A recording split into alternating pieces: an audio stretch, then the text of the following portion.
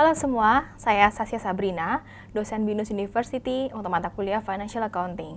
Topik kali ini akan saya bawakan adalah PSAK 8 peristiwa setelah periode pelaporan. Kita akan masuk ke ruang lingkup dari PSAK ini. PSAK ini diterapkan dalam akuntansi untuk peristiwa setelah periode pelaporan dan pengungkapan atas peristiwa setelah periode pelaporan. Berikutnya kita masuk ke definisi yang ada di PSAK ini. Peristiwa setelah periode pelaporan adalah peristiwa yang terjadi antara akhir periode pelaporan dan tanggal laporan keuangan diotorisasi untuk terbit, baik peristiwa yang menguntungkan maupun tidak. Peristiwa tersebut dibagi menjadi dua jenis, yaitu yang pertama, peristiwa yang memberikan bukti atas adanya kondisi pada akhir periode pelaporan, atau istilahnya peristiwa penyesuai setelah periode pelaporan. Yang kedua, peristiwa yang mengindikasikan timbulnya kondisi setelah periode pelaporan atau istilahnya peristiwa non-penyesuai setelah periode pelaporan. Definisi berikutnya mengenai tanggal laporan keuangan diotorisasi untuk terbit adalah tanggal yang lebih awal antara tanggal manajemen telah memberikan asersi bahwa laporan keuangan telah diselesaikan dan tanggal manajemen menyatakan bertanggung jawab atas laporan keuangan tersebut. Berikutnya kita akan membahas mengenai pengakuan dan pengukuran. Peristiwa penyesuai setelah periode pelaporan contohnya apa aja? Yang pertama, penyelesaian kasus pengadilan setelah periode pelaporan yang memutuskan bahwa entitas memiliki kewajiban kini pada akhir periode pelaporan. Yang kedua, penerimaan informasi setelah periode pelaporan yang mengindikasikan adanya penurunan nilai aset pada akhir periode pelaporan dan perlunya penyesuaian atas jumlah yang sebelumnya telah diakui sebagai rugi penurunan aset.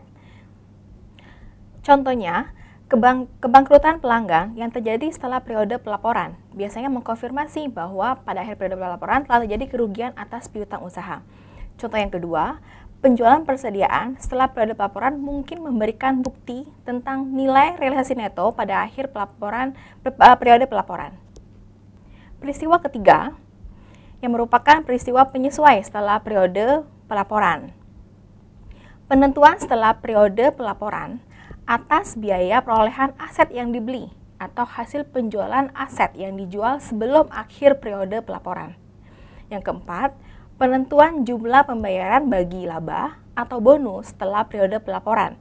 Jika entitas memiliki kewajiban hukum atau kewajiban konstruktif, kini pada akhir periode pelaporan untuk melakukan pembayaran sebagai akibat dari peristiwa setelah tanggal tersebut. Yang kelima, penemuan kecurangan atau kesalahan yang menunjukkan bahwa laporan keuangan tidak benar.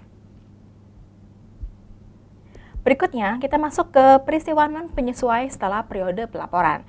Contoh peristiwa non-penyesuai adalah penurunan nilai wajar suatu investasi di antara akhir periode pelaporan dan tanggal laporan keuangan diotorisasi untuk terbit.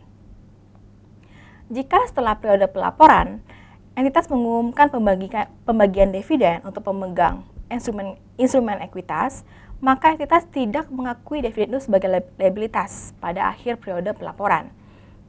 Entitas tidak menyusun laporan keuangan dengan dasar kelangsungan usaha atau going concern jika setelah periode pelaporan diperoleh bukti kuat bahwa entitas akan dilikuidasi atau dihentikan usahanya, atau jika manajemen tidak memiliki alternatif lain yang realistis kecuali melakukan hal tersebut.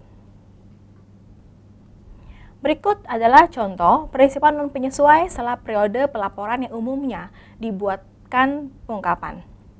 Yang pertama adalah kombinasi bisnis yang signifikan setelah periode pelaporan atau pelepasan entitas anak yang signifikan. B. Pengumuman untuk menghentikan suatu operasi. Contoh yang ketiga, pembelian aset yang signifikan, pengklasifikasian aset sebagai aset dimiliki untuk dijual, pelepasan aset lain, atau pengambil alihan aset yang signifikan oleh pemerintah.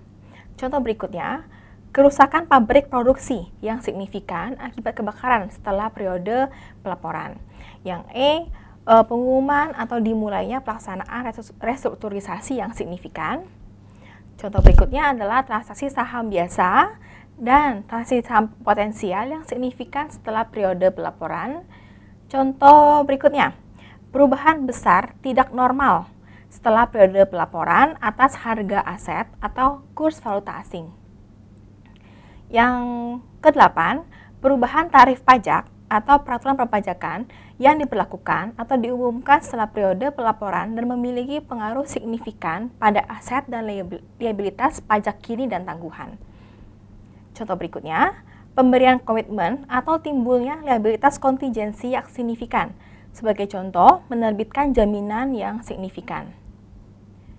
Yang ke-10, dimulainya proses tuntutan hukum yang signifikan yang timbul karena peristiwa yang terjadi setelah periode pelaporan. Oke, demikian topik untuk PSAK 8. Semoga bermanfaat dan terima kasih.